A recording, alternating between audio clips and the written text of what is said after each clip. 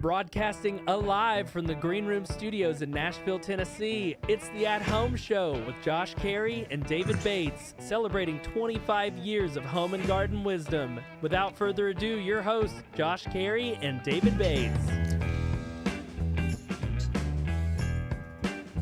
Oh, yeah. Everybody knows what that Hey, music you know means. what? We're all just glad to be anywhere this morning. That's right. That's It a was hive of activity here at the Bates Nursery because there's a lot of things getting set back up from the wind last Yeah, night. well, it certainly could have been a lot worse. Yes. And frankly, for folks south of us here in southern, Smyrna. south central Mississippi in particular, Yeah. Smyrna, it was south of Nashville was worse, but the further south you got, it got really bad. And there were some devastating tornadoes in Mississippi, and our thoughts and prayers go out to all the folks who are Yep. dealing with all of that, and we're grateful that it was not on top of us, and so we're going to go ahead and put our program out there today and show Because you. it is a tradition on Saturday morning. It is. We're here every Saturday morning, and today is no exception. Ever. 56 degrees here at Bates Nursery Weather Station, and we've got a 10-day forecast. Looks pretty good. 68 degrees and sunshine for the high today. Going to have mid-40s for the overnight low, 74 tomorrow, mostly sunny, just a few clouds. Yes. It will cool off a bit on Monday, only 66, but still partly cloudy or partly sunny, however you want to look at it. I think partly cloudy is the most, actually partly cloudy is sunnier than partly sunny. It's cloudier. No, it's just partly cloudy. Is it partly dark or partly cloudy at nighttime? Well, I'd say it's completely dark. At least it seems that way to me. We'll resume that conversation. Sun's always shining, too. Somewhere, but not on this side of the earth at night. Okay. Tuesday, 61. We're going to have a little chill down on overnight, 38. Could be some scattered frost in outlying areas. Wednesday, 62, 40, 71, 58 on Thursday. Chance of rain as we move into the end of next week, but that's a week away. Who knows what that means? Really doesn't mean a whole lot. I'm going to look at our weather data here for the past week.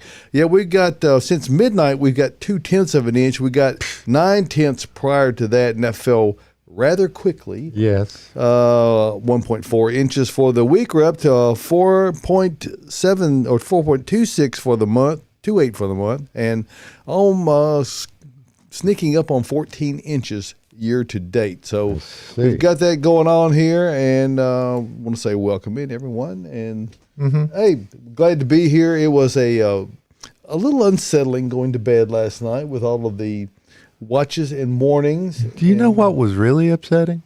Dogs? No. What? No. Waking up, when your house was built in 1946, and they used the old school, the copper interlock weather stripping around the doors. Right. And it sings too. Oh, it moans and it groans when the and I mean, it makes noises that you don't hear in nature. David Bates. It could make you wonder if there's not spirits that are dwelling within the house that well, they're already there. We live in one that's a couple of years older than that. Yes. And yes, so I do understand. So I mean, we may have to have a contest and see if they can replicate that sound at some point during the show.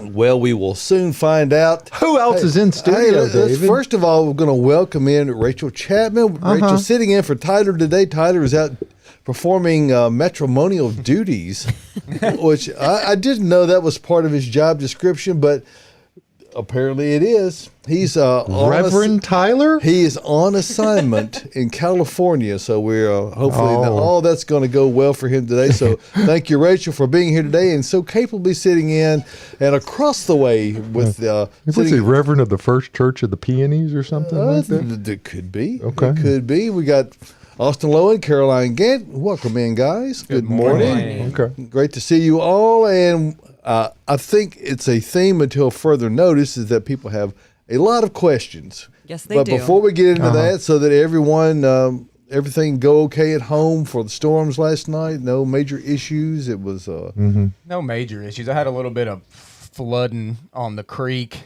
for a second. It kind of messed up the driveway, but not that bad. I was able to get here, but I did have to move some logs off the driveway. Wow. So you got your workout in this morning. I I had to did. pick up a Look at twig. that. I was up early. I was like ready for today. Today's going to be a big one.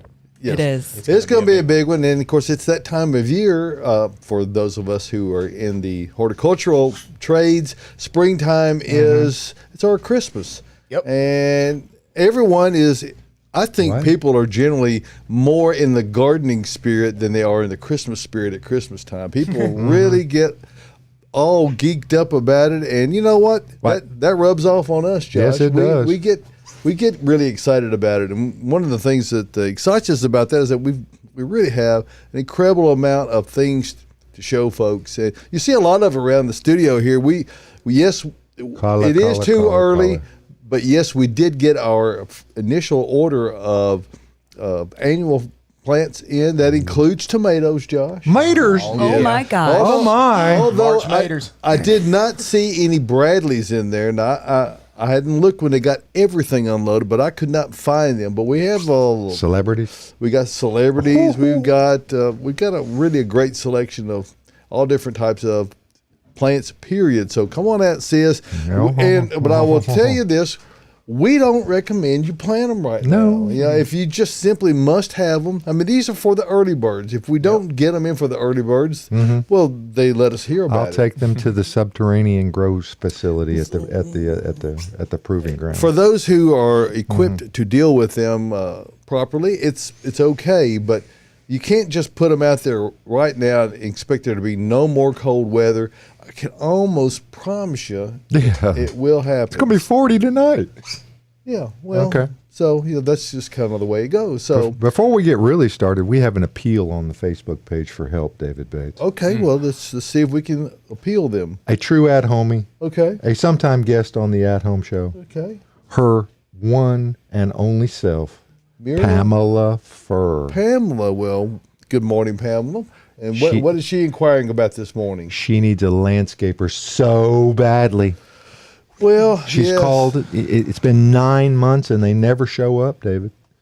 Well, And then they never come back. all I can Help! all I can tell you is this, Pamela, and to others, is that this is going to be a challenging spring season because it's such a target-rich environment. There are way more projects to be taken on than there are professionals to actually do it. So that means that it's going to be tough, and it's going to be a waiting game, and it won't all get done in the springtime. What do you say about that, Austin? The amount of work that's going to have to be done this year is going to be insane. The landscapers are coming out, y'all. They're buying stuff like 40, 50 plants at a time, Right. to install. Laurels like crazy. People, we're advising people to wait on laurels. Well, some people can't wait, all right? They They're won't tired wait, of looking yeah. at the dead-looking shrubs, and they're ready to get them, and we're trying our best to keep as many stocked as we can. I mean, we're pre-selling laurels that haven't even come in yet. Right. I saw some in the back We there. pretty much have an entire load already sold before it, and there's another load coming behind that. So anyway, we're doing our best to keep up with that. We're also, of course, we've had several discussions this week. There's a lot of people who look at the laurels and go, you know what? I want to do something different. yeah. So we've really worked at bringing on a number of alternate choices to use instead of the laurels, because laurels are growing machines, and for people who really don't like to trim all that much, or don't like to confine them into the bounds that they need to be confined within, they may have realized a year or two too late that they actually get quite a bit larger than they thought. So maybe they don't need something quite so vigorous growing in the area that they are growing in. So it's going to be a tough year, Pamela. So yeah. I'm gonna make it just an out of the left field suggestion. Some of the people that are in lawn services, and the guys that cut grass, right. don't normally do these kind of things. But this might be the year that you can. Well, you might see some make that large capital investment in equipment. It's called a shovel. Yes. So they can maybe make that turn from. Now, if they really go out and get a rake at the same time, now we've turned it from. dare we say, clippers?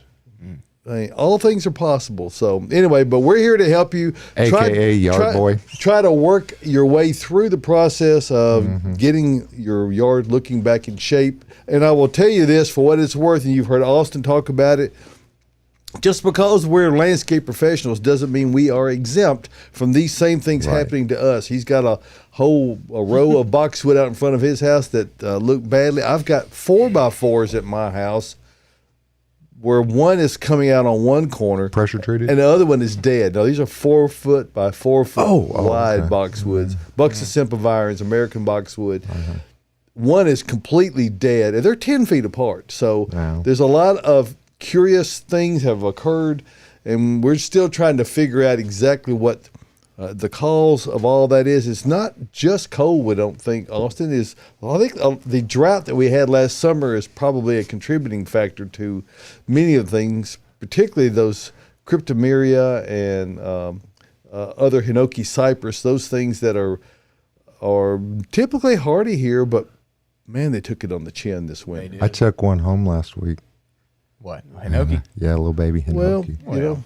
And I'm going to take your suggestion. I think I'm going to put it in a pot. Well, I'm talking to people who've had them in their gardens for 40 years. Yes. That they show no signs of being alive at all. And, you know, the conifers are where there's I would say, the least reason to have optimism. How realistic is the name True Dwarf Hinoki Cyrus? And that one that you bought, Yep. pretty good. Yeah. Okay. That one Yeah. stays real low. That's why I recommended it in a pot, because around here we stay a little wet. You know, whenever the foliage is that close to the ground, you can see issues. You know, with black stems and stuff up underneath them that are staying Ooh, too some wet. stones So, on top of the pot too, rock, Caroline. yes. Yes. Well, all right. Well, we need to get into the questions. Okay. Honestly, we have more probably than we can get to yet again. We do. We have quite a few. So I want to start with kind of a general not wrap up, we're starting, but talking about the freeze. So people are, waiting for their stuff to wake up. Stuff is starting to wake up and they're eager to do something. So specifically talking about Nandina, laurel, holly, and akuba, we got quite a few questions on those. Do I strip off the dead leaves? Where do I cut from? Do I cut now? And is it worth keeping it if it's flushing back from the base? So let's just take a minute to discuss all of those questions that we got in. All right. Go, Austin. Let's go with Akuba first. So Akuba's got a lot of black stems on it, and it's also got some green stems on it. I've noticed the question earlier about this, and really what I'm going to advise is to take off all the black stems from the top down. So go down to where you see green. Wherever you see green, that's where you're going to snip and get all the black stems off of there. Leave the rest of those stems up, because I do believe they're still going to come back from that. Also, I've noticed Akuba is coming back from the base as well. So we're not going to lose Akuba, but we are going to lose some height on them. But let's go only ahead. temporarily. Temporarily, yeah. They're gonna come back pretty quickly. But all those black stems, they're not going to come back from that. So go ahead and get them cleaned up. Laurels are the biggest discussion this year by far. And I've seen a lot of mixed results on these, okay? Joy sent me a picture last week in the city of a bunch of autoleucon laurels that were leafing out from the tops, which is great. I've seen some, like my mother has some at her house. I've seen her starting to leaf out from the bottom, not so much from the top, though. And then others seem just dead as a doornail. Okay, so what I think, I was talking to my brother about this last night. I think that laurels that were stressed going into this at all, which is very normal. I They mean, didn't make it. Right. Exactly. If they were stressed at all, like with cankers, which they can get, or if they're overwatered, and they're just not happy. If they weren't happy going into the freeze, I got a bad feeling those are going to kick the bucket. But the ones that were nice and healthy and clean and green, I still think are coming back.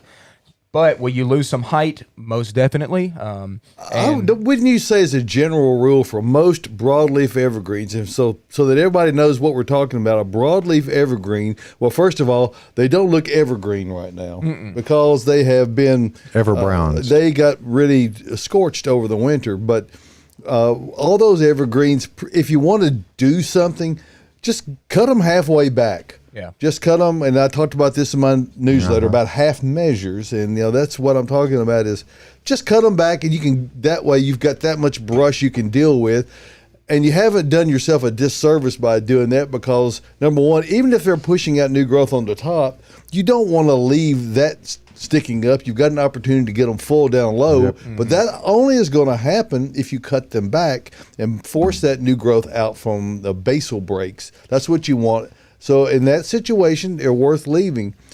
If they don't come out satisfactorily, you've left yourself enough of a stump down there to be able to get them up out of the ground fairly easily. So I don't see at this stage where that cutting them back halfway has any downside to it at all. No, I think this is a great point. Another one to put on with another broadleaf evergreen, which is euonymus.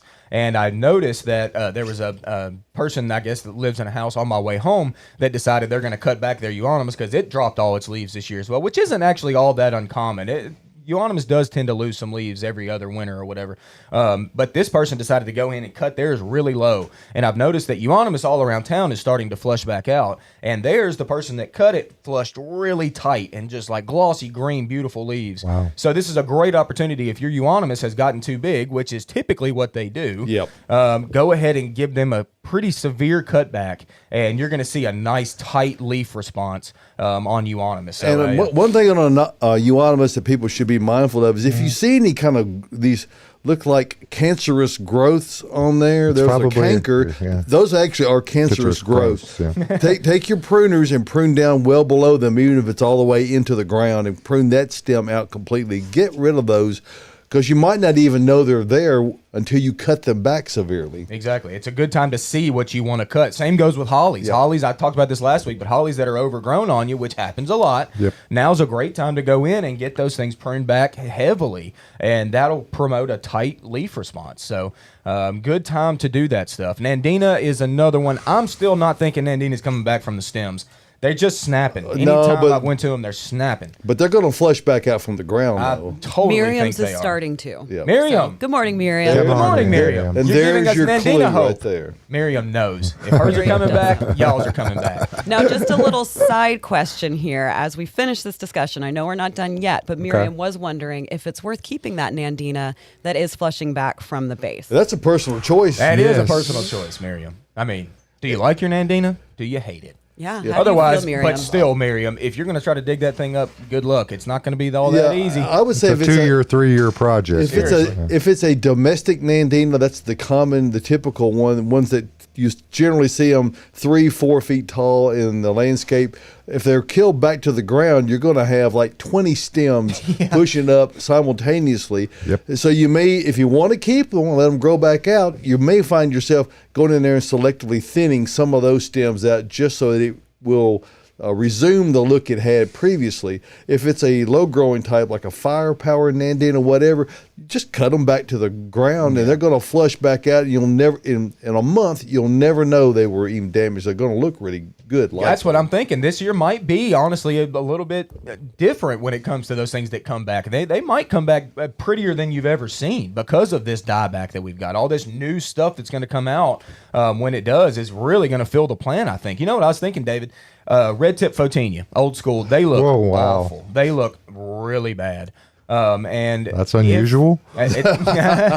But the thing about red tip Photinia I was thinking about is that if they do decide to flush back out with no green foliage at all, it's literally going to be all red. It's going to be, if red tips come back like they should, it's going to be the prettiest red tip Photinia there could be. And chances are, if you have Photinia that look nice, you probably only have one. And it's a solitary plant because they Out in the middle of the yard. Trees. Well, it got away from all those other ones that have that endomosporium leaf spot that they are terrible about getting.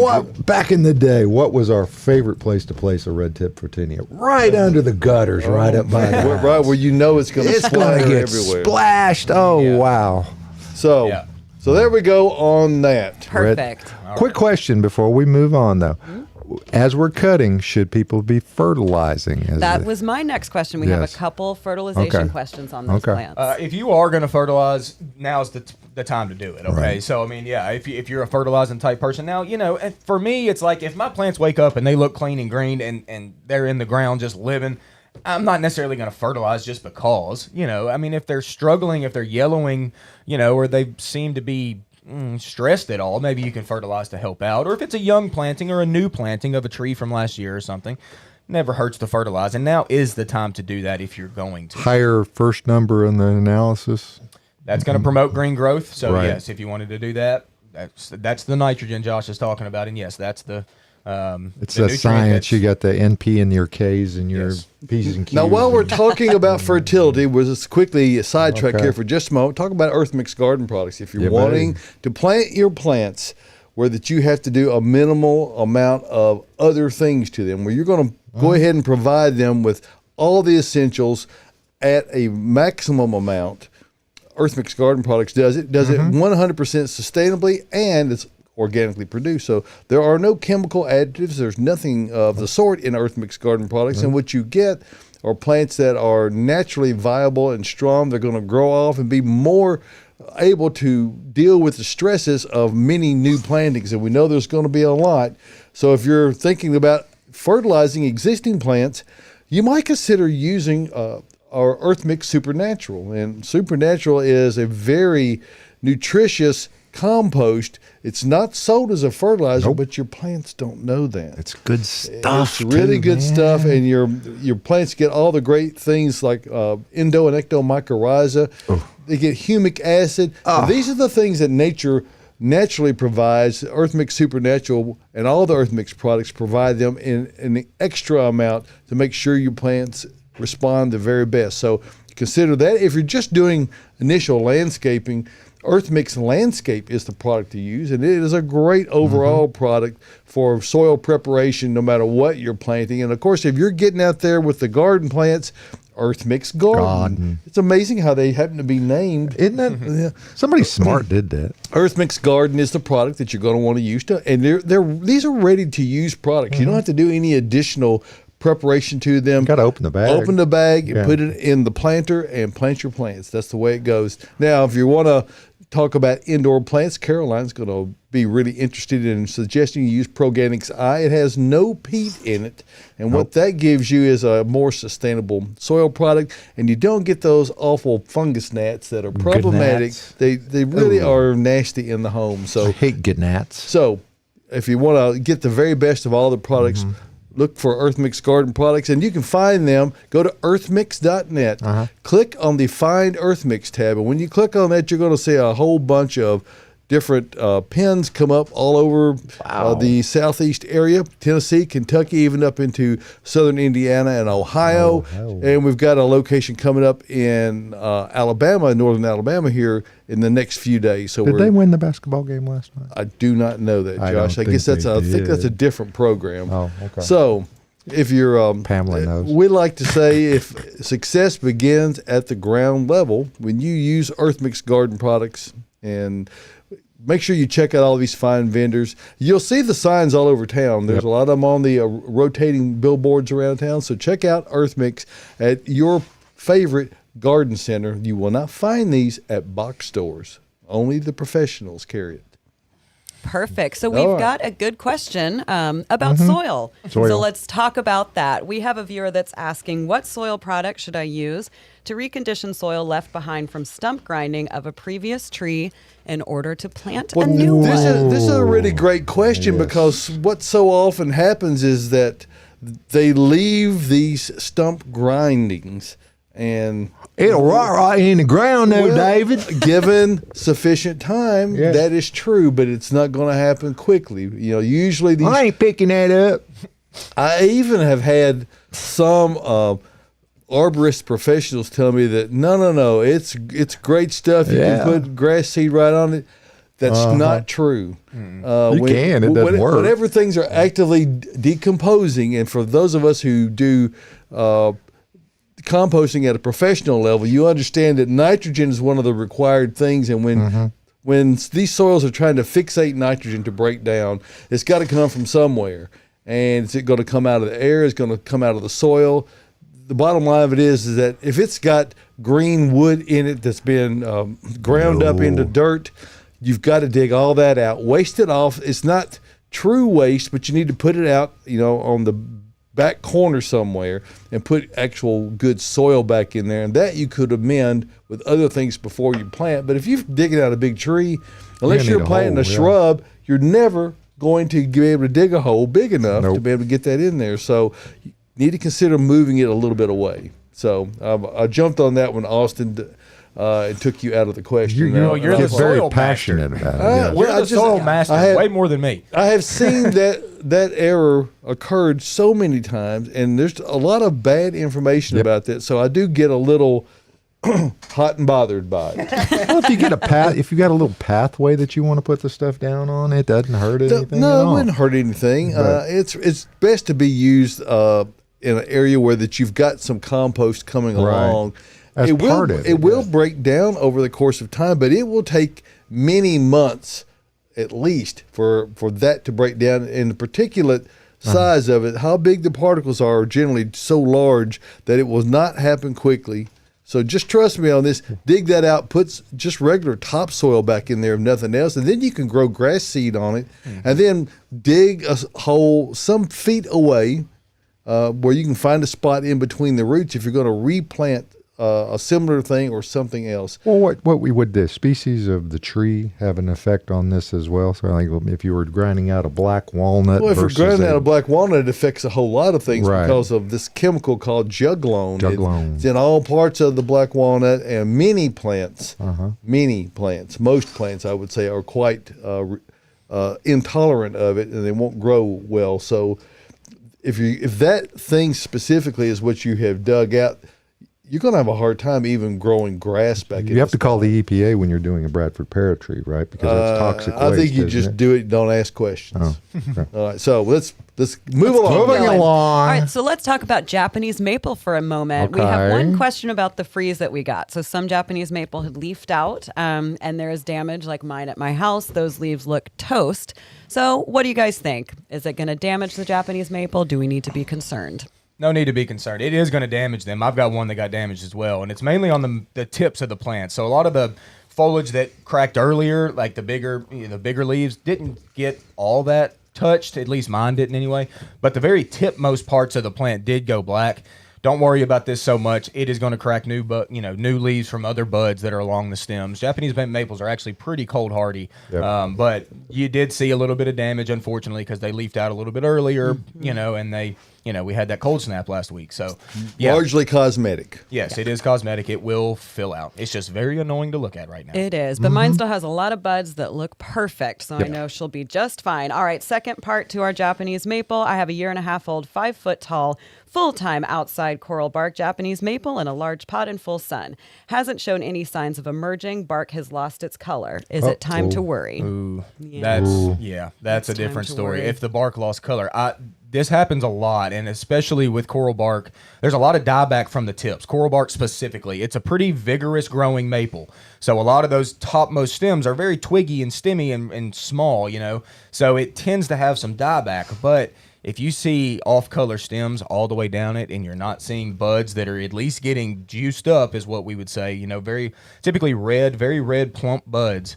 And if they're not cracking leaves at all yet, then I would be a little concerned. Yeah. Now the other side of that is that once weather begins to warm up, it is a very normal thing for the coral bark maples to become decidedly less coral. Yes. They will get, and the older wood will turn brown and never turn back coral color again. So if you're seeing that aspect, perhaps you need not worry about it. But in a container, you lose effectively 2 hardiness zones. So we had an zone 6 winter, so you need to have plants in a container that are at least a zone 4 hardy, and that's pretty much, I think, precisely where a coral bark maple is. Right on the line. If it was not thoroughly soaked, and this is one of the things that I just pound on folks, is to, when you're going into these severe freezes, make sure everything is saturated, soaked thoroughly. I know it's counterintuitive. It makes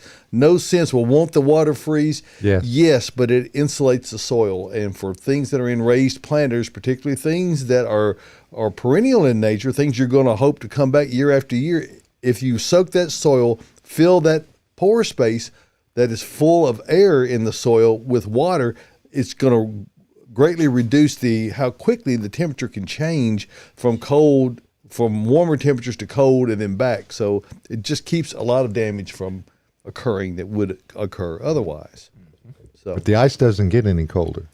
no, the ice will get colder, but it's a 17-degree threshold that Wow.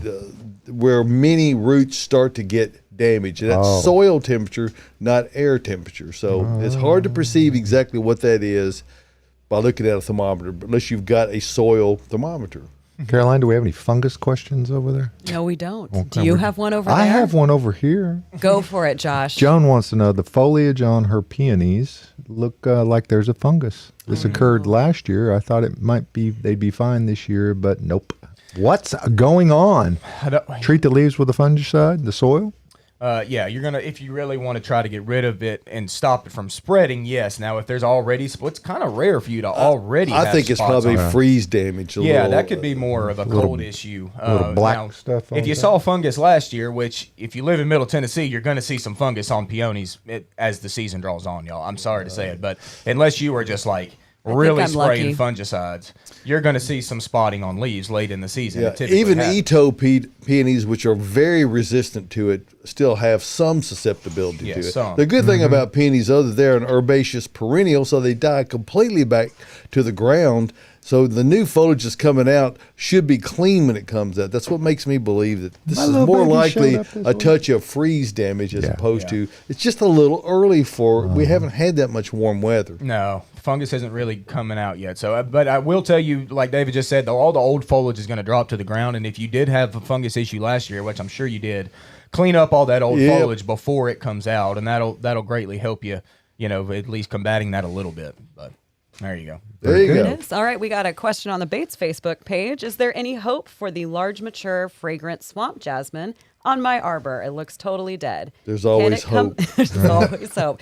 Can it come back if I saw it off near the ground? That's probably where it's going to come back from. Yep. Would be my guess. Yeah, you may as well. If the stem looks like it's off color or just dead or it's just snapping on you, then yeah, let's go ahead and clear cut that to the ground and watch it come back from the roots. And I fully expect it to come back from the roots. It's still just a little early. Yeah, and the good thing to remember on most all of these things that are broadleaf evergreens in nature or other things that are perennial is that the root system has not been damaged on it. It's only the top of the plant. So you will almost certainly see recovery unless it was a plant, like you said earlier, Austin, that was already under some form of duress Yeah. from whether it was drought or water Bugs, conditions or pests. whatever. The things that were healthy that will even if the entire top got killed back, the root system is going to regenerate growth.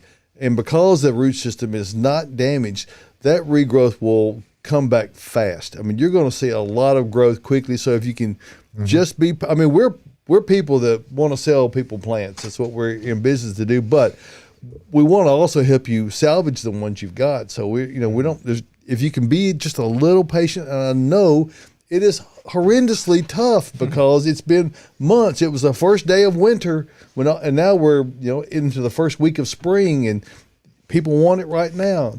Just a little. Do they more want patience. Boston ferns right now, David? Well, I mean, you could, Get 'em. but those go mostly inside and out right now because we've got that. We're in that transition They're time. purty. They are pretty. So All right. Great. Great. Let's move on. Best Move. plants for Moving. adding to berms to prevent erosion. This is a great question. It is You a know great where I'm question. going? Switchgrass. yeah, I tell you Oh. what, my Northwind switchgrass is some of my favorite in the whole landscape, and they have an extensive root system, very commonly used in mass. Okay, like put them pretty close to each other, and their root system will just fill and grab the earth and really, really prevent erosion. So if you haven't grown the switchgrass, it's really worth checking out because they're absolutely beautiful. The fall color's stunning. The movement in the bed I've always talked about is great. Dancing. Dancing Yeah. in the breeze. They all come back from the roots and then just explode every year, get about 4 feet tall, their foliage does, and then the blooms sit atop of that. Great plant and really good for erosion control. So check it out. We've Yeah. got a video on our Instagram page of you cutting yours back a couple weeks ago. Yep, you helped me. Yes, I did. so you got any growth coming out yet? Yeah, it does. No, Yeah. it's got growth. It's about, I don't know, 4 to 5, 6 inches tall maybe Yep. so far. So, yeah, it's coming back strong. They look good. You clearing it off in the And- wintertime, or and- when do you clean it up? Early in the spring, right Okay. whenever I see the first green emergence from Okay. because you'll see it from the, like if you have your clump right here, that's the brown stuff or whatever, you know, Okay. that's up. On the very outside edge of that clump, that's where your new growth will form from first. So whenever you see that first little bit of green emergence, that's when I give them just a clear chop, and they're ready to go for this year. Haircut. Give them a haircut. Yep. Should I plant my tree seedling directly in the ground or pot first? If it's a seedling, I'm assuming that's pretty small. So I would probably go to a little 1 gallon pot first. Even smaller than that, you could. You don't want to let it develop a nice little root system before you're going to put it in the ground. Also, little bitty seedlings can get lost. They can get Lawnmower. trampled, lawnmower, Yes. weed eater, dogs, kids, all that type of Everything, stuff can really affect young seedlings. So if everything was perfect and you could protect it, you could certainly put it in the ground if you wanted to. But I'd say keep it in a pot on at least this first season and let it get to some size and then throw it in the ground. Nice to see it at least get 1.5 feet or 2 feet Yeah. tall. That way, at least it has some chance of being Seen by the lawn boy. and not being just mowed right over it. Even at that, you probably have to put some special marking around it. Yeah. So. Uh-huh. Yep. Suggestions, plants, and tips for growing under hackberry tree. Part sun, nothing is thriving. Cut that tree down. We've had cut it down. so many hackberry Just, questions lately. I know. Hackberries, I like hackberries. They're beautiful Sure. trees, but God, they make a mess. They make a horrible mess, and they create this huge canopy of shade. So grass doesn't even want to grow below it. because of Honeydew The also. honeydew falls. The black sooty mold falls on stuff. Why does that fall? Why does it make a mess? It's because of the hackberry aphid. There's a woolly aphid that is Where does it come from, Austin?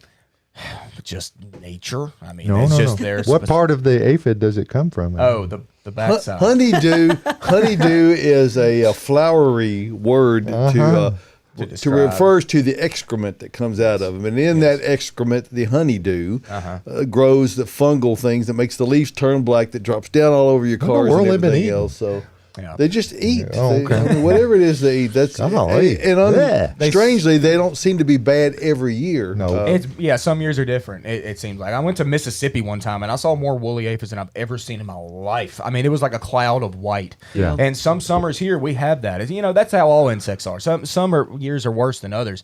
I would assume this year we might have an okay insect year just because of that cold. Maybe some of those eggs Maybe. got killed. Maybe, I but don't know. yeah, I know He's you're been right. talking to his old wife We're just- again, I think. Yeah.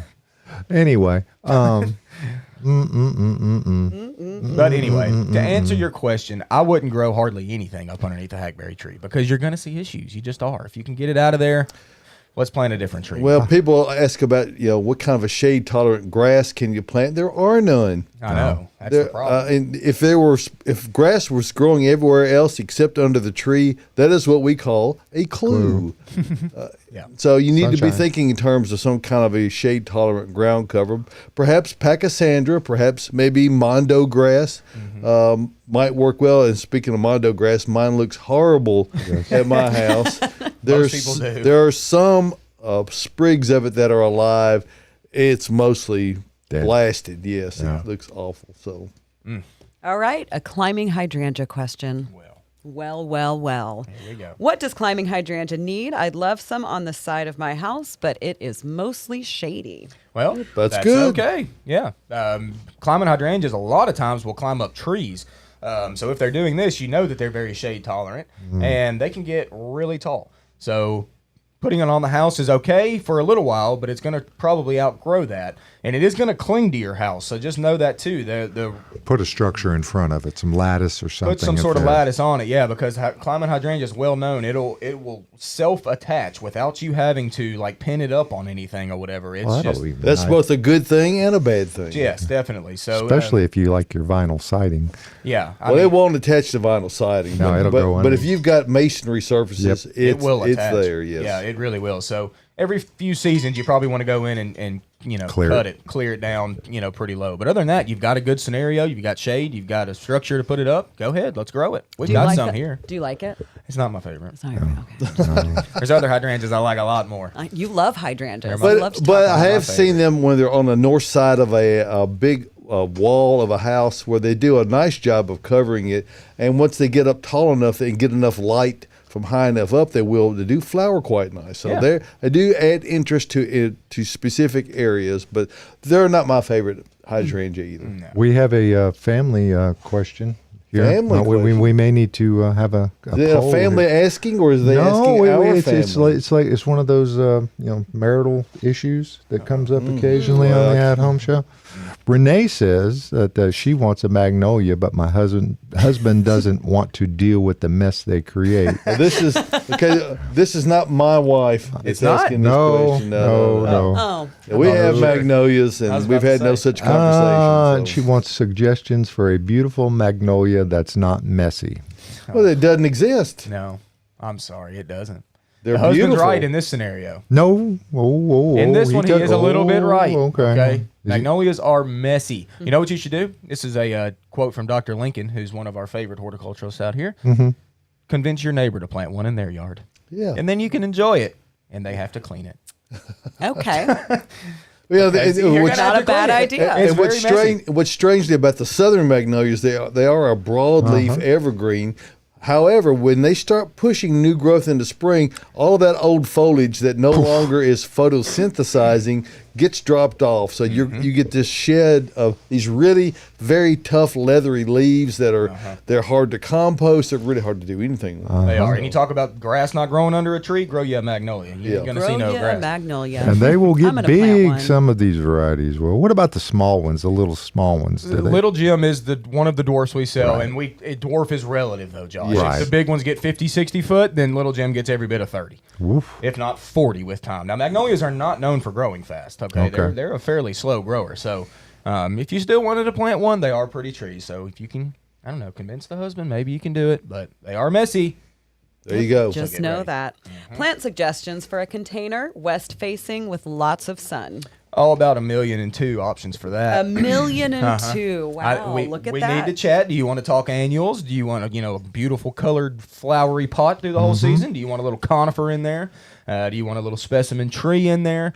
Like I said, when it comes to lots of sun in a container, I got to tell you. Okay, we get this question all the time. I've got a pot. What can I grow in it? Everything we sell is grown in a pot and has been growing in a pot for Right. probably its whole life. So can you grow anything in a pot? Yes. Yes. How long can you grow it in a pot is a different story. You can't just keep the same thing in a pot for like 3 or 5 years or something without doing something like, rejuvenating the soil or fertilizing or taking them out and cutting off some of the roots and replanting it. It's not like a long-term scenario, but anything you see out here can be grown in pots. You know what I like growing in a pot in full sun? What? Prickly pear. You would. I would. Yes. Stays up through the winter. It flowers in the summer. It's one of those Can't go plants you wrong. can grow that keeps people on the sidewalk. Yes. That's right. Yes, that Hey, too. You, Hey, you speaking- never have to water it. Yes. Speaking of plants, I know a place that's got a few. Really? It's this place right here. It's called Bates Nursery and Garden Center. Wow. And since 1932, back in the day when my grandmother Nanny. when Yeah. she started the nursery over on 26th and Charlotte, right here in Nashville, started growing plants then, and our goal is to, and has been all these many years, is to bring the best and the most resilient plants to Middle Tennessee and give people choices. It's easy to produce maybe a half dozen choices, but we have hundreds of choices. But more than just this vast selection, which you can, by the way, search right on our website here at batesnursery.com. If you want to see trees, you can just click on the trees category, and you can go down the list of all the different types of trees, and they're all this is updated in real time. Yes. So if you're wanting to know how many we have and how much they sell for, all that information is right there. If by chance you can't make it out, because it's really busy this time of year, Yes. you can actually create an account, log in, pick out your selections, schedule the delivery, do it all from the comfort of your home right online. So maybe you've got some mobility issues or health issues or whatever the reason. Maybe you're buying a gift for someone. You can do it all right there at batesnursery.com. But we'd love to have you come out and see us. That's why we're here. We're here to answer your questions, not just here in studio, but also out on our lot. And we know you have a lot of questions. Please take photographs of the area that Yes. you're working on. Please count the plants that you're replacing. That will help us a lot to be able to figure out what to help suggest to you, and also how many you need to get your job done correctly. And we touched on this earlier. I would try to attack this in phases. Yes. I think there's just too many spots for too many people to try to get them all done at once. Pick out a spot, so let's get underneath the dining room window taken care of. Or I've got that one thing out in the yard I wanted to deal with. Attack it that way. But know this, we're going to have what you need when you get ready for it right here at Bates Nursery and Garden Center, where our staff of incredible horticulturalists, and we've got a nice representation here in the studio. There's a whole lot more of us out there. So Oh boy, they got a bunch of people. come out and see us, and weekends are really busy times. We are open, by the way, from 9 until 4 o'clock Monday through Saturday, noon until 4 on Sunday. So come out, come prepared, and get ready to get your questions answered. And we're going to do everything we can to help you work through your particular situation, help you get the right plant in the right place the first time. So that's the way we do it here at Bates Nursery and Garden Center, beautifying Nashville since 1932. Bates Nursery and Garden So Center. you're saying that Renee, who wants a magnolia, could anonymously go on to the at-home show, to the Bates page, create an account, and have it delivered, and just claim that Somebody's it just showed up in the yard? Somebody's going to know, Josh. Oh. I'm just saying, somebody's going to know. So Really? I mean, we're not endorsing any Discord in the family? or any skulking around. We want you to be able to be forthright in your selection. So better off to go ahead and deal with that issue and the relationship issues that There's go bigger with it. problems here, is what you're saying. Well, it Okay. can be. Okay. Yes. So anyway, come out and see us. So- We look forward to trying to help you, and we got a lot. Go ahead and order it. Yeah, We do have a that YouTube tree. question. I see that. Hey, There's Rachel's voice. Rachel. Rachel! So we have Cecil who's asking, what fertilizer do you recommend for the damson plum tree? It's 4 years in the ground, overall healthy, but leaves are somewhat light yellow at times throughout the summer growing season. Right. Let's come out and get a good tree tone. How about that? Yep. We've got it. It's organic. We've got it in a 40-pound bag if you need it. We got a little 4-pound bag. It's probably what you're going to need for a smaller tree like that. But it's specifically geared towards trees, and it's a great little organic fertilizer. It's going to last a while. Good for a food crop. Yeah. Now let me let everybody in on a little secret. What's that? These organic fertilizers that are labeled all these different things, they're all much more similar than different. Yes. That is, Tomato tone is the same as tree tone? The only one that has a significant difference is the holly tone, which Oh. is because it has sulfur introduced into it, which lowers the pH, which makes it great for acid-loving plants. Other than that, you could use tomato tone on citrus. You cannot. You can. No, yes. no. So that's a marketing thing. So if you buy a bag of Plantone, I'm trying to help you be economical in your purchasing. If you buy a larger bag of Plantone, you can use that on other things, including your damson plum. Most definitely. Look, y'all, I did a webinar on fertilizers, and I think I Yep. cleared the air on a lot of that. If you want to go back and watch that, I think it was a pretty good one on telling you the numbers are what matters that are on the bag, not what it says across the front of it. So great point, David, that people definitely need to know that. Okay. I mean, there's plant tone and there's also tree tone. Well, a tree's a plant. I'm sure. right. I'm sure if there was enough market for it, there would be a Pachysandra tone Yes, out exactly. there. I mean, so we don't. Plants inherently like the same- Hydrangea tone? Yeah. They like the same things. But so, Exactly. so these are marketing things, which is not. There's nothing unethical about it. But we're just telling you. You don't have to buy something that's got a tomato on the front for it to work on your tomatoes. But the blue stuff's still not a miracle, right? it's not a miracle. It has fertilizer in it, chemical fertilizer, as a matter of fact. So there we go. All All right, right. let's get to some more questions. Okay. Let's do it. Wanting to build raised bed, any advice for a newbie growing mix of food and flowers? Get started, pretty much. I mean, really, if you haven't done it before, it is just so much Fun. fun to grow plants, y'all. It really, really is. So, I mean, pick out some of those things you definitely like to eat. Don't grow honeydew if you don't like it. It takes up a ton of space, and if you're not going to eat it, then don't do it. I'm avoiding okra for a newbie, too. Exactly. Yeah. I mean, okra can be. Okra is a crazy grower. It Gets is. It's really big in gorgeous. the season. And It the is fun bigger's to not grow, though. better. Yeah, not always. You can start from seed with okra, which is what I recommend you do, and you can see a 7-foot tall plant by the end of the season. Easy. Easy. And pick fruit twice a day in Seriously, August. yeah, seriously. Gardening is work, very much so work. And if you really want to get a lot of food out of it, you're going to be out in that garden every single day. Yep. And getting a good mix of flowers with Your vegetables is always a great idea just to make it pretty. Don't forget about your herbs as well. Herbs are you can let some of your herbs, like basil's going to go to flower in the summertime, okay? Let some of them go to flower just to be pretty. They're just a great filler material, smells great, and they flower beautifully. Bring in pollinators to get more bees around, to get more fruit. That's how it happens. Yeah, So, and the easiest thing to do if you haven't put your planter together yet is get Earth Mix Garden. Start there. Earth Mix Landscape will also work well, or Proganics O, the outdoor. Or these are all pre-mixed. You don't have to add anything to them. Just open the bag and put them in place. We also have all of those products available in bulk. So if you want to bring your truck or your trailer, we can dump a big scoop, and it saves you a bunch of money. I personally would never use pressure-treated wood in a garden. No, because it kind of defeats the axiom of organics. And most of the treated that you buy these days is not ground contact treated either. So, So you're introducing chemicals, and you're not preventing anything that could happen. So concrete blocks stacked will make a good planter. Absolutely, not as pretty. Not as pretty, but you could probably get out the watercolors and pretty it up, Josh. Yeah, you can. So there we go. We are coming up the last 10 minutes here, folks. So Miriam has one over here too. She's looking for a tidy, moderately sized shrub, preferably native, to replace a row of Virginia sweet spire that died in the drought. Well.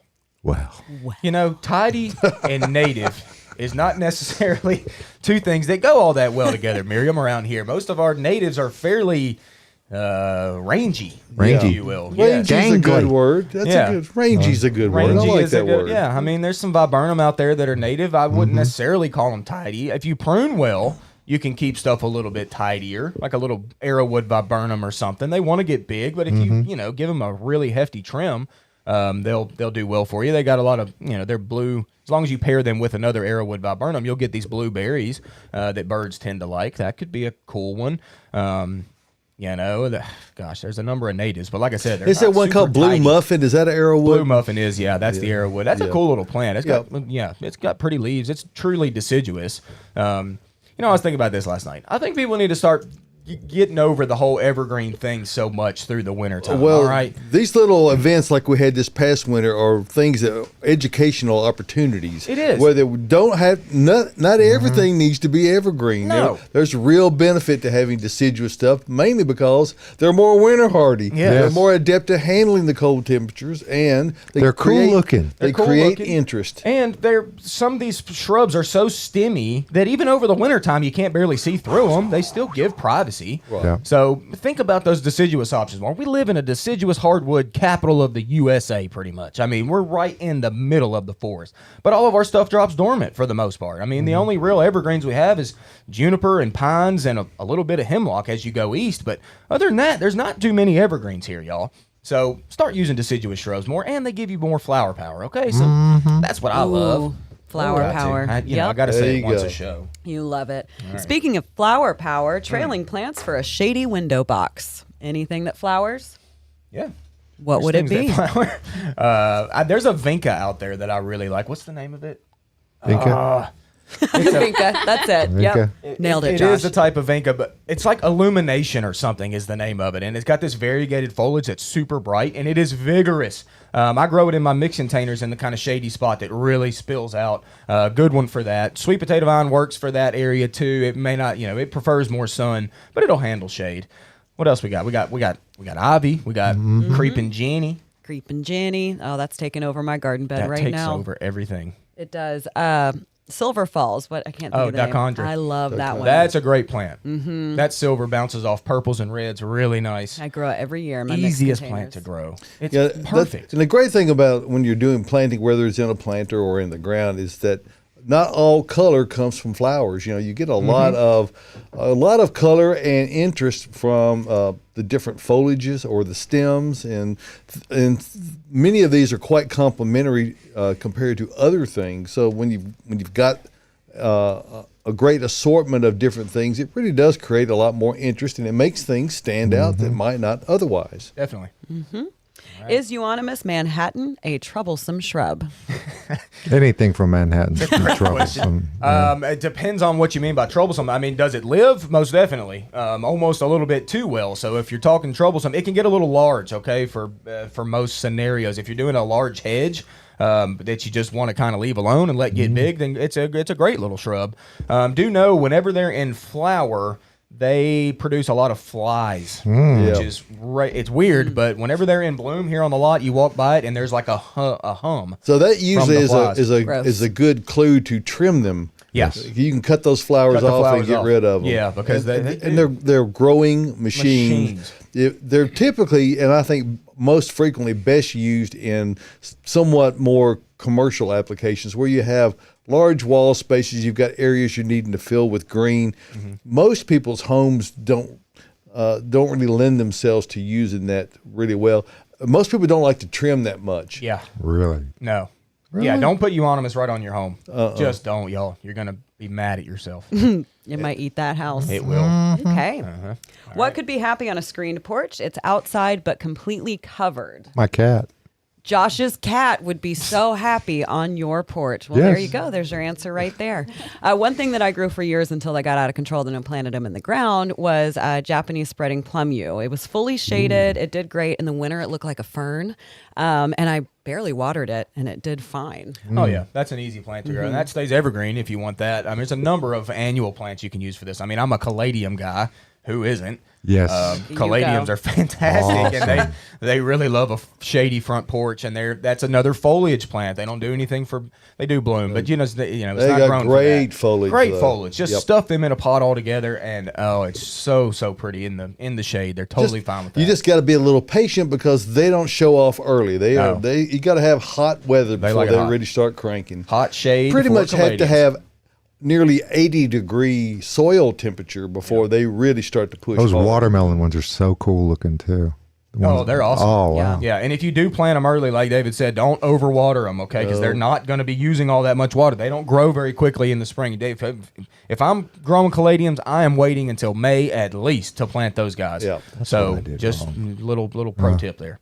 I get excited about them when we get them in. Plant them too early, and then they don't do well. They don't. They just sit there and they stay I've made wet. that mistake myself. A lot of people do. Yeah. Yes. Wait till it's hot for caladiums. All right, coming down to it here, folks. So let's We got about 2 to 3 more, so we're All doing right. good. Oh, good. I live in the woods, outskirts of Nashville. What are Nice. your favorite deer-resistant shrubs and plants? Remington, let's see, Winchester, If you Mossberg works good too. I know you're in the woods, but if you have enough sunlight, say 4 to 6 hours, juniper's a pretty good plant to grow for deer resistance. The very tippy tips, whenever they first come out, they can nibble on a little bit, but usually that foliage is a little bit too much for the deer. They don't really like it. So if you have enough sunlight, juniper might be a good option for you. But deer's tricky, y'all. They'll eat a lot of things if they're hungry. Yeah. Now, I've noticed my deciduous trees. I got a deciduous tree forest. All right, I got like 15 trees out in the yard that I've planted.